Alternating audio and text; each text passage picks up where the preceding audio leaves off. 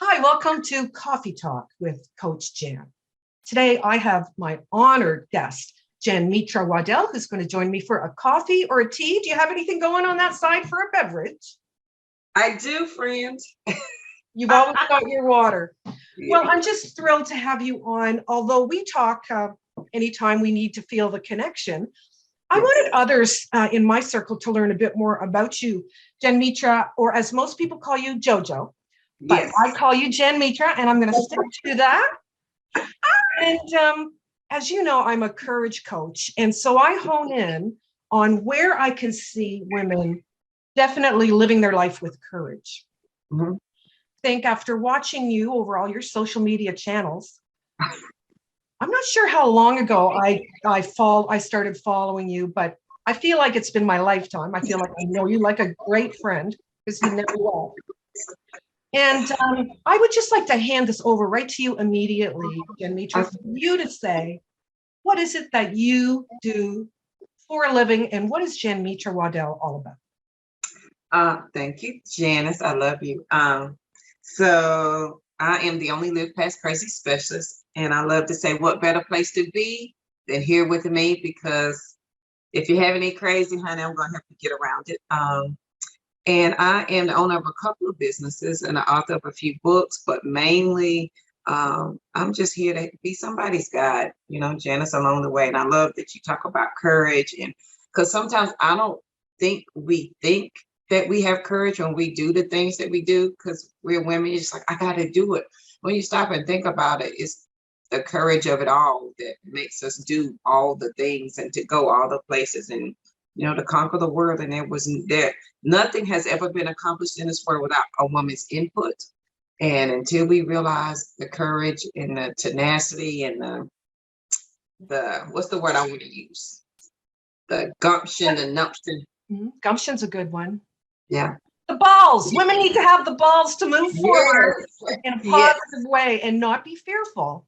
And not be fearful. You have shown that over and over and over again. It has been rough. So you asked me some questions, and at first it was a challenge. And but I came up with one for you, Janice, that courage is simply a choice. And that's it. Courage is simply a choice. Every day we have that choice. And either we're going to be courageous with it or we're not. And it's a conscious every moment kind of decision that we have to make.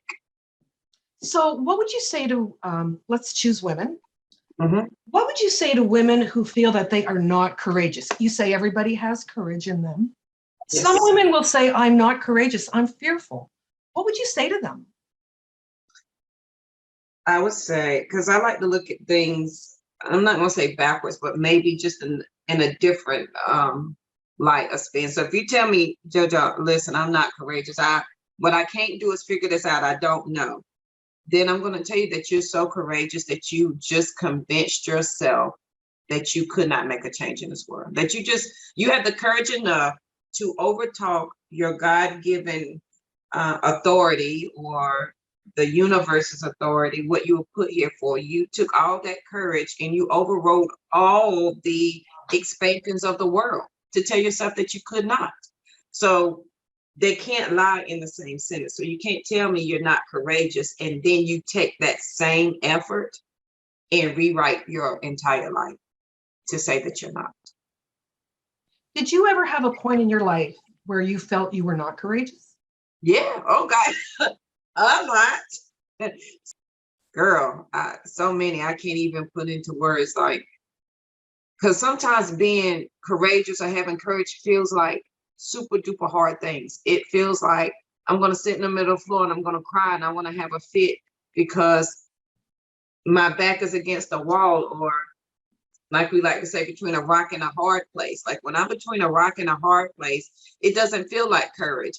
I know that if I let everything go, it's going to be bad. But if I don't let everything go, it's going to be bad. And where's my courage then when it's going to be bad either way? And you're telling me I have to have courage. It's in that moment to decide which way it's going to fall that the courage lies. And I've been in those, in those situations where, from leaving an abusive husband to um, finding jobs to living on my own, raising two kids. Like you find yourself in those moments every day where it's bad, but is it bad? And then I have to make that conscious decision of what courage is for me at that moment. And courage for me in that moment may be sitting still and crying and holding my space right where I am. And then as I'm holding that space, the stronger your muscles get. So when you're ready to move on, you can do that. So you get stronger and stronger with every incident of Yes. showing courage. Yeah. Yeah. Would you say you're absolutely courageous at this point in your life? No, girl, I would say absolute. It's like I knew the answer or something. Right. I don't like every day is I look at it totally different now. So before it would be like I've definitely changed over the years. Before it was, oh my God, I can't believe this is happening. And I was reactive. Now I'm, oh my God, I get the opportunity to see this through. And so my perspective about everything changed, which makes it so much easier for me now. Where before I could work myself up into a frenzy if you gave me 5 seconds. Like I could work myself up into a straight panic attack and there was no coming back from it. And, once I learned some mechanisms or some tools that I needed to get past that, now it's just, it's the complete opposite. I'm a lot calmer. Like things don't rattle me as much as they used to. So when I say it's going to be the most amazing day, there's no doubt in my mind that it will be. Yeah, I'm not there yet. You're ahead of me in that way. I can still get rattled or triggered. I've learned about triggers and Yes. what a gift they are. Because Yes. when you get triggered, that just means whatever is triggering you, you are unresolved. Those are unresolved issues. Yes. So you gather your courage and you dig in and mess around and do the crying and do the shadow work. Once you get through all that messiness, that's the important part. You're through it. Yeah. You're through it. So I want to understand, you feel you are courageous now, or Yes. you're not? You feel you I are? am. I think it's every day I show up, I have the opportunity to be courageous, like every single day. And like I said, some days it doesn't feel like it, but me showing up is it every day. Every day. So I'd like to ask about when you're living your life and showing your courage. mhm. If I can ask Jen Mitra, it's how far back, like what age would you say all of a sudden you're living your life and then all of a sudden you said you had an abusive husband? Was it at that point that you realized, okay, I need to find my own courage within myself? Mhm. Is it at that stage or before that? I think a little bit of both. So I've always been the adventurous kid. I was always the one jumping out the trees, popping the willies, playing football with the boys. And my daddy always told me I could fight the boys. If I wanted to do those things, I could do them. Like there was no limitation for that. But after I met my ex abuser, because he's not mine, all of that courageous things went away. And then it was talking about that rock in the hard place. It was those days in the shower where I would just stare out the window and say, I know I'm not crazy. I know I'm not crazy. And that was my courage for the day, to remind myself that no matter what's going on anywhere else, JoJo, in here, you're not. You're just the same. And then after, it was saying, okay, all of these things may have happened to you, but in this moment, I need you to show up however much you can, JoJo. If it's 1% every single day, I need all of that 1% that you have today. So today, my 1% may have been washing my face, brushing my teeth, or my 1% was going to work, or my 1% was going to bed at a decent hour. Whatever that 1% was, I needed to have the courage to show up for that 1% for the day and give it give it my all. And it was a conscious everyday showing up kind of thing. Every coach that I have tuned into I'm going to say in the last 3 years, they use the same words over and over, many of them. tenacity, resilience. But all of them, whenever they say this one word, I think that's the one word if I could pick them out. And it's consistency. Yes. Yes. So when Because, you were at your lowest, if you've got that 1 minute in the shower, you used that 1 minute in the shower, but you did the same thing. You were giving yourself positive talk yes. over for that 1 minute, and that held you for the day. Because many people don't have the strength to do even that. Right. And they feel alone. Mm-hmm.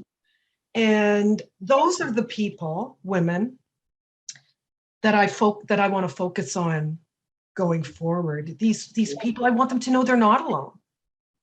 Yeah. And I think in those moments, Janice, so I was there where after I left my ex-abuser, I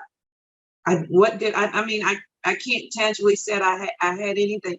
He had cleaned out the bank account, so there was no money. There was a preemie, there was a 7-year-old, there was no place to live. I had the clothes on my back. Like I had nothing. Like there was nothing for me to touch that I could say that JoJo had other than myself. And I didn't have I didn't know to have the courage. I didn't know what next thing to do. And I think this is important, especially with your work and my work, is that we allow other ladies to borrow some of our courage in that moment. Because sometimes you can't find it in yourself because it's not there.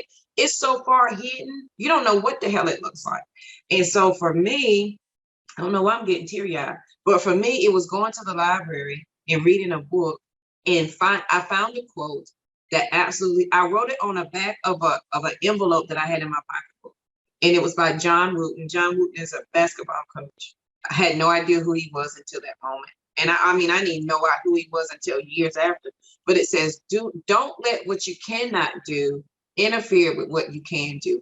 I don't know why that stuck out to me. I don't even know what book I was reading, but I wrote on the back of an envelope and I kept it in my pocketbook. It was ratted. The words came off of it, but everywhere I went, I would either rewrite it, I would stick it on my desk, I would stick it on my refrigerator, and eventually, those words became me because I didn't have any courage that I knew of to use, so I had to borrow somebody else's. And I think that's why it's important that we do what we do so that somebody can borrow our courage until they dig deep enough to find their own, to see that it's there. So when you borrowed courage, it was from an author, a poet. Yeah. Yes. That's fascinating because many people would say you're still alone. You didn't go confide in a friend or anything. You found your solace and the message you needed in a book. So it's just another way of people knowing that they're not alone. Right. That's right. That's true. And so knowing what you know now, let's just say maybe there might be somebody watching this right now who's in that situation. There's so much more to you than that, though, and I want to get onto those other topics. But to close this one, just in case somebody is watching who's in that situation, what would you tell them to do right now? Because there's a lot of support out there right now for those women. There's a lot of support. And so I have this thing that I teach. It's called the 5 Keys to Live Past Crazy. And besides finding that quote, borrow somebody's words, but the number one thing, if you're in this moment right now, is to be quiet, because we are so desperately seeking. And I'm going to use me. I was so desperately seeking an answer. I so desperately needed the next step. I so desperately needed somebody to tell me what to do. I didn't have time to try to figure it out. I needed help right then. But I had to be quiet. I had to be still, because as all the thoughts were running and I'm taking in everybody else's opinion and you're going places and they're trying to help you, JoJo had to be quiet. I had to be quiet so that I could hear me for the first time. That is the hardest thing you will ever do in your whole life, is when you're in the middle of a crisis, is to be quiet. That's the hardest thing you will ever do, because being quiet doesn't necessarily, you think, help you figure out anything. Like, how is me being quiet going to help me, JoJo, with this problem? Like, the lights are going to be cut off. I don't have food. How is that going to help me? The answer is there, but because you're so busy trying to do all the things and find it and fix it, you can't hear it. And you're going to have to anchor yourself inside of yourself. and it takes being quiet. And when Anchor you be yourself. quiet, yeah, I love it, that. yes. Because if Thank- you don't, you're gonna be lost. Stay lost, you mean? Yeah, you're gonna stay lost, and it's gonna be a tidal wave. It's gonna be it's just gonna be mayhem all around, and it's never ever gonna stop. That I can guarantee. If you don't be quiet, if you don't anchor yourself inside yourself, it will get worse, and it will grow, and it will manifest, and it will become a thing that you cannot even begin to take apart or wrap your head around. So I have somebody specific I'm thinking about in mind, and the questions just keep coming for them. Like, what would you tell somebody who feels alone and in an abusive relationship? Like, where do they go? Do they call a shelter? Do they call the police? Like, what is just the first step in case they don't know what to do? I think the first step is you always have to assess your own situation, because you know your abuser better than I do. I knew, and if you call, and there's 1-800 numbers you can call, they can talk you out of. You can call the police, you can run to your neighbors. They're all tangible things you can do. If you call the 1-800 number for domestic violence, they will tell you, create a plan. Miss Waddell, create a plan, put money aside, get away safely. There we In go. my case, there was never time for me to make a plan because I was never alone. So imagine, Janice, you wake up and your husband is there. And wherever he goes, you have to go. So if he goes to the bathroom, you have to go with him. If he goes to the kitchen, you have to go to the kitchen. And so as he's working, you have to sit directly in front of him as he's working. You can't read a book. You can't get your phone. You can't turn on the TV. You can't turn on the radio. He wants you to look directly at him all day long. The only reprieve you get is when you're allowed to leave to go pick your child up from daycare. And then your time, so you've got to be home at the exact same moment. And then you've got to cook. So again, you're not alone because he has to be there with you while you cook. He has to be there as you give the kids a bath, as you put them to bed. And then when you're done putting them to bed, you have to again sit right back in front of him and listen to him talk until he falls asleep. And by that time, you're so mentally exhausted. When the hell am I going to make a plan? When do I have time to put money aside, go out and talk to somebody and tell somebody? Because my phone calls up, like, so you got to assess your situation. So for JoJo, there wasn't that. And here's the catch-22. When a victim decides to leave, that is the most dangerous time in an abusive relationship. When she makes up her mind that she's leaving, that's her closest to death. Because the abuser knows, especially if you say, I'm leaving you and I'm taking the kids, you're likely not to make it out. Because because now they know that you're done, and they've got to stop you because nobody can know what they're really like. And so for me, you got to assess your situation. I want you to get out as safely as possible. But when you get out, if you don't have the opportunity to make the plan, the first step is to say to yourself, I cannot go another second from this moment. Once you know that from inside of your stomach, like, when you know that in your stomach, the fear of him dies down just a tiny bit, and the fear that you're going to die in that grows a little bit more, that's when you know you can safely make your move. And for me, it was because we start thinking about the kids. Oh, well, my kids won't have this and I don't have that. And at the end of the day, you got to ask yourself, do you want life or death? I would tell you and I'm finished with the question, my counselor, after I left my ex-abuser, I called her and told her everything that had happened. And she said, Miss Waddell, do you want to live or die? And I was like, what? She's like, do you want to live or die? I was like, what does that have to do with anything? I just told you what this meant. She's like, when you decide if you want to live or die, then you call me back. And she hung up on me, Janice. Like, she didn't just press the phone, she slammed it down in my ear. And I was like, you little blankety blank. But then I sat there and I was like, do I want to live or die? And I started to think about, do I want to? And I just kept saying it to myself over and over. So it did not matter that I was facing death this way. Did I want to face life that way? And, it's all about your perspective. And so if you're in that space, you have to decide for yourself, the safest way to get out. If it's leaving in the middle of the day, leaving in the middle of the night, whenever you have that free moment, or making a plan. You have to make that decision. When you make that decision, then everything that you need aligns itself up and everything will be available. Amazing how it works. Yeah. So her approach to you was quite Mhm. drastic. Yes. Do you think it was her approach that helped you to move to the next I level? never spoke to her after that. I never called her back. I don't even remember her name.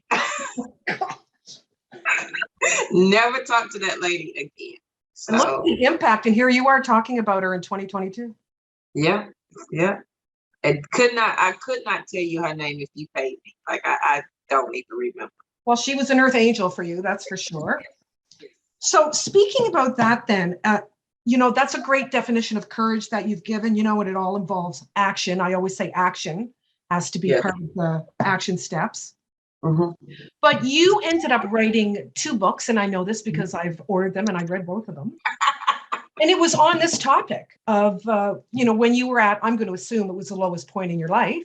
Yes. And you wrote 2 books out of that. And could you please just plug your book? Thank you, Jenna. So the books are Fearless Woman, Born to Give Thanks, and the second book is Transition to Freedom. Can I tell you an interesting story? Yes. That when I started writing the books, it wasn't my plan ever to write them. Ever, ever, ever. And I came across, because it never crossed my mind, I came across this lady who was like, hey, do you want to write a book? And I was like, never thought about writing a book before, but I've been speaking to people and they was like, hey, you should really write a book. And I was like, why would anybody want to hear what I had to say? Like, and I hate the word just, I'm just JoJo. Like, why would they want to hear me? And I saw her ad, I called her up. She was a new publishing company. And so it wasn't that expensive. And then she called me and she was like, well, we go through all the things. She was like, well, we've got to come up with a name for a book. And I was like, I don't have a name for the book. In front of my bed that I wake up every morning is a vision board, right? Okay. And I had pictures of all kind of stuff. And I look at it and she's like, well, do you have anything? And on my vision board that I still have over here in the corner, it says, that I know Fearless Woman, Born to Give Thanks. They were from 2 different articles, 2 different magazines, but they were on my vision board. And I gave her the words and I was like, how do you like that? And she was quiet. Her name is Angela, and Angela's never without words. And she was quiet and she was like, Young Mitra, that just gave me goosebumps. And she started to cry. She was like, that is the perfect title. I was like, really? Like, I just said some words off my vision board. And that is how the name of the first book came about. So that's how it happened.